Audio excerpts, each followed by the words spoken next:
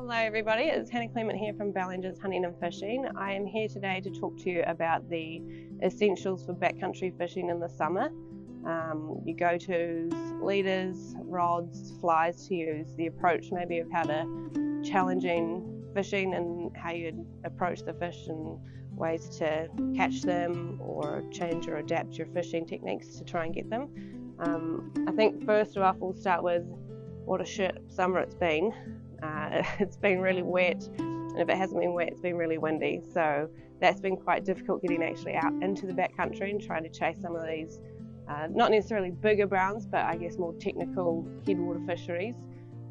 It can be very hard to predict what the weather's going to do in these microclimates, and I think you have to be able to adapt over and over again, have your plan A's all the way through to Z's. So we'll start off with rods, reels and lines, so your 6-weights. If you're in predominantly North Canterbury backcountry where we have those big nor'westers, a 9'6" 6-weight, a wee bit more punchy. You've got your New Zealand Scott Meridian, so NZ Special saltwater blanks. They kick into the wind really well. That's probably one of my go-to rods.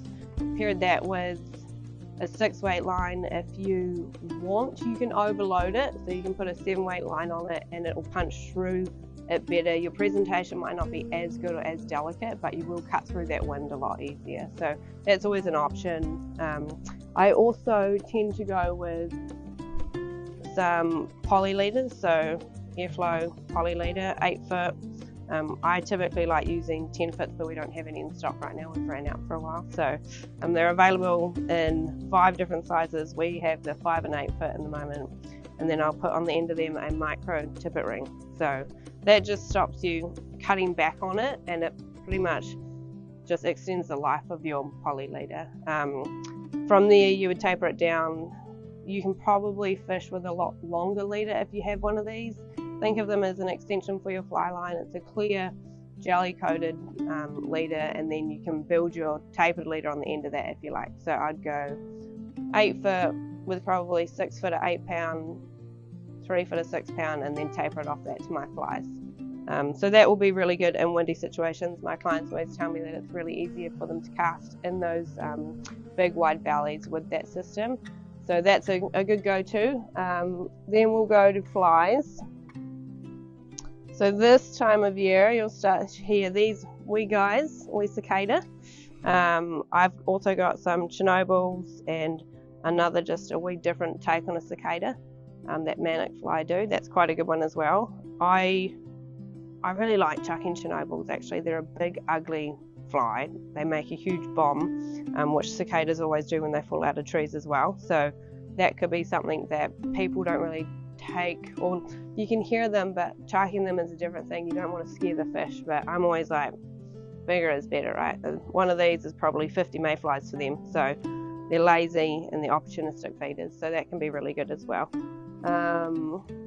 You can always fish a nymph under them also, so that's something that some people might not think of.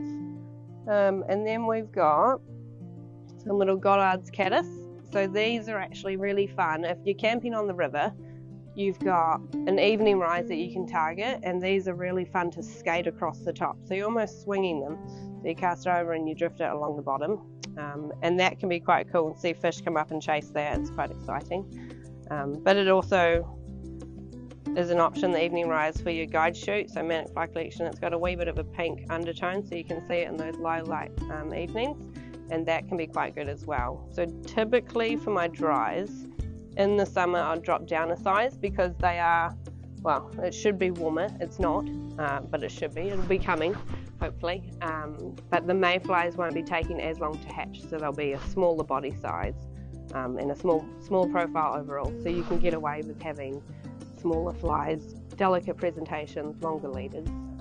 It's not always the case, and it's not always the best day and the easiest day to cast into, but those are probably the few that I would go to. And your nymph sizes, I would go a lot smaller as well. So we've got some Antomays, which are probably one of my favourites. So I don't know if you can zoom in there.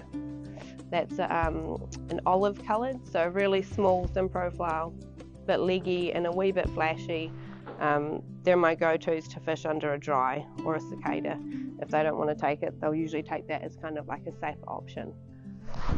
The approach to fish, sometimes, I don't know if you see a fish sitting there under a beech tree overhang or something, typically I like to do cicadas. If I can hear them, I'll chuck them.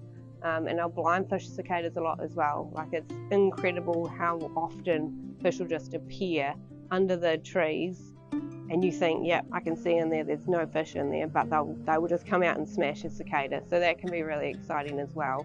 And I often tend to not try and place a cicada right on them. So in a perfect world, if a fish is sitting in a run, a cicada is not going to present itself perfectly on a dinner plate. It's either going to land a couple of meters over there, some meters behind it or to the side of it. So you probably want to chuck a cicada up, make as heavy a splash as you can, because that's what they do when they fall.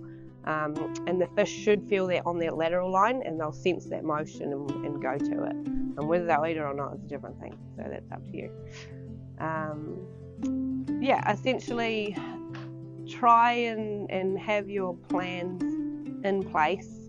As I said before, I've tried to get out into the backcountry multiple times this year, and I've had to do plan B, C, I've even gone to G. It's been really difficult, but having the ability to not focus on one set river or one set place is it's the best option that you could possibly have. Some people get this thing that they have to be on that river at that time and that day.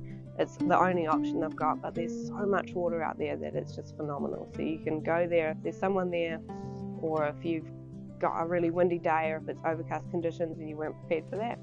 Just have a look, take 2 minutes, have a look on a map. There's probably hundreds of river systems that would flow around that you can also fish to. So having that ability to kind of adapt and change your plans is always a bonus to you. And then just be prepared to also have different rods for that situation. So I always carry 2 rods. I'll either carry my Scott-centric 6-weight and my Meridian NZ Special 6-weight, or I'll go for a 5-weight option, because that's always a really nice presentation rod as well. And if you break one, you've got a backup. So I have had it where I've only taken 1 rod and we have snapped the tip. So we've been up Shit Creek without a paddle. That's never nice. So always take 2 rods, 2 reels, lines, extra leaders.